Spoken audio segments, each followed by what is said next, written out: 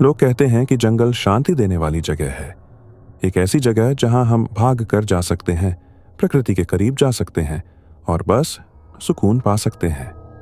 लेकिन मैं बताता हूं, हमारा सफर ऐसा बिल्कुल नहीं था। 5 दोस्त, 5 टेंट, लेकिन दूसरी रात तक हम 6 गिन रहे थे। अब दोस्तों के साथ कैंपिंग मजेदार होनी चाहिए, है ना? कैंप फायर, कहानियां और वो एक दोस्त जो 10 साल से टेंट लगाना नहीं सीख पाया। मैं तुम्हारी तरफ देख रहा हूं माइक। हंसी, लेकिन वो हल्की फुल्की मस्ती ज्यादा देर तक नहीं चली। पहली रात बहुत अच्छी थी। हम हाइकिंग पर गए, कैंप लगाया और हमेशा की तरह कहानियां साझा की। हंसी मजाक हुआ, दोस्तों के साथ होने का सुकून था। लेकिन फिर सुबह हुई।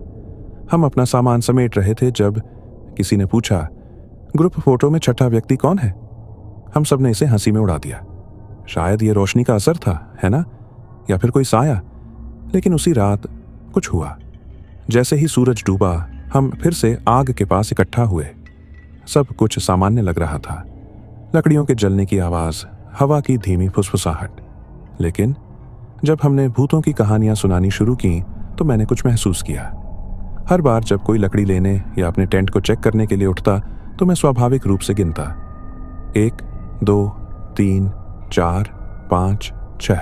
रुको, 6? मैंने इसे नजरअंदाज किया। शायद हम थके हुए थे, है ना? शायद मैं ही पागल हो रहा था या फिर नींद की कमी थी। कैंपिंग उतनी आसान नहीं जितनी लोग सोचते हैं।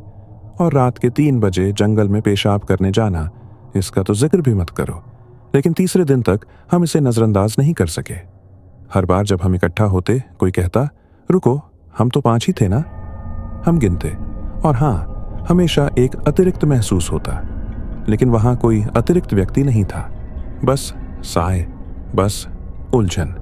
और फिर भी उस रात मैं पैरों की आवाज से जाग गया, धीमी, संभल संभल कर उठती हुई, इतनी भारी कि वो मेरे दोस्तों की नहीं हो सकती थी।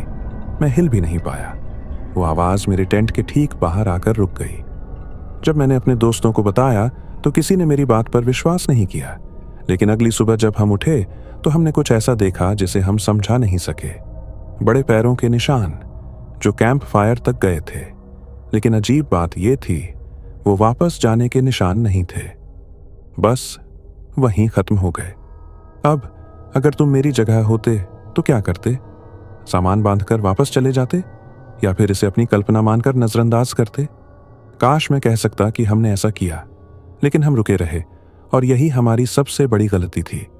आखिरी रात हालात और बिगड़ गए। हम आग के इर्द गिर्द बैठे थे, पहले से ज्यादा खामोश, हवा में अजीब सा तनाव था। और फिर हमने सुना पैरों की आवाज, लेकिन वो हम में से किसी की नहीं थी। इस बार वो आवाज पेड़ों के बीच से आ रही थी और वो नजदीक आ रही थी। कितनी भी कोशिश कर लें, हम ये नहीं समझ पाए कि आग के पास कितने लोग बैठे थे, 5 या 6 या उससे ज्यादा। हम सुबह होते ही चले गए। किसी ने कुछ नहीं कहा, किसी ने फिर कभी गिनने की हिम्मत नहीं की। लेकिन कभी कभी जब मैं अपनी आंखें बंद करता हूं तो मुझे अब भी वो कदमों की आवाज सुनाई देती है। तुम कितने गिन रहे हो?